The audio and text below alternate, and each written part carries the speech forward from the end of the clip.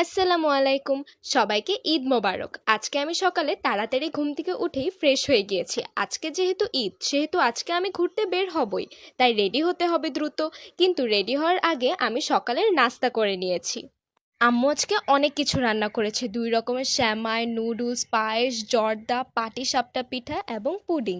আমি প্রথমেই নুডলস নিয়ে নিয়েছি, কারণ আমার কাছে নুডলস অনেক বেশি ভালো লাগে।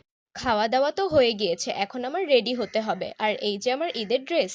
এখন আমি আমার ফেস মেকআপ করে নিচ্ছি এবং চুলটাও ঠিকঠাকভাবে করে নিচ্ছি।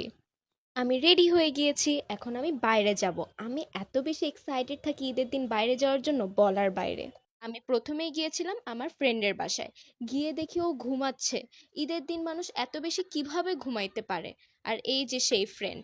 এমন কোনো ঈদ পায় নাই যে আমার ফ্রেন্ড ঈদের দিন ঘুমাচ্ছে না।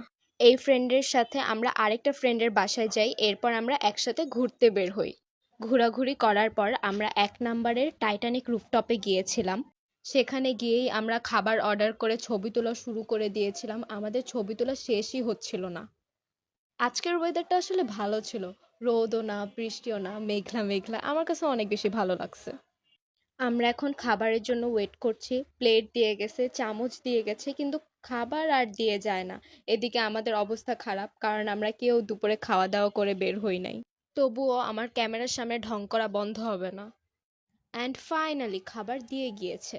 কিন্তু আমরা খাবার খাওয়া শুরু করিনি। যতই খিদা পাক না কেন, আমাদের আগে খাবারের ছবি তুলতে হবে। খাবারের ছবি তোলার পর আমরা খাওয়া শুরু করেছিলাম।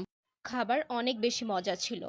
খাওয়া দাওয়া করে আমরা টাইটানিক রুফটপ থেকে বের হয়ে গেলাম। এরপর আমরা রিক্সা নিয়ে নিজেদের বাসায় চলে গিয়েছি। বাসায় যাওয়ার সাথে সাথে আমার আরেকটা ফ্রেন্ড এসেছিল, তাই আমি অনেক বেশি খুশি হয়ে গিয়েছিলাম। এই জন্য আমি আবার রেডি হয়ে ফ্রেন্ডের সাথে বের হলাম। এরপর আমরা গিয়েছিলাম ওয়াও পিৎজাতে। সেখানে গিয়ে আমার ফ্রেন্ড বলছে কোনটা অর্ডার দেব, কোনটা খাবি? আমি বলতেছিলাম ভাই না, আমি আর কিচ্ছু খাবো না। তাও আমরা মোমোস নিছি। আমি ১ পিস খাওয়ার পর আর খাইতে পারতেছিলাম না। এত বেশি খেয়ে ফেলছিলাম আমি দুপুরে। খাওয়া দাওয়া করার পর আমি আমার ফ্রেন্ডের বাসায় গিয়েছিলাম। সেখানে গিয়ে আমি অনেক বেশি মজা করেছি। আমরা দুজন গল্প করেছি। আমার কাছে তো অনেক বেশি ভালো লেগেছিল। আর এই যে আমি ক্যামেরার সামনে আবার ফ্যাশন শুরু করে দিয়েছিলাম। সেই টাইমে আমার ফ্রেন্ড বলছিল চটপটি খাবি? চটপটির কথা শুনে তো আমি অনেক বেশি খুশি হয়ে গিয়েছিলাম, কারণ চটপটি আমার অনেক বেশি ভালো লাগে।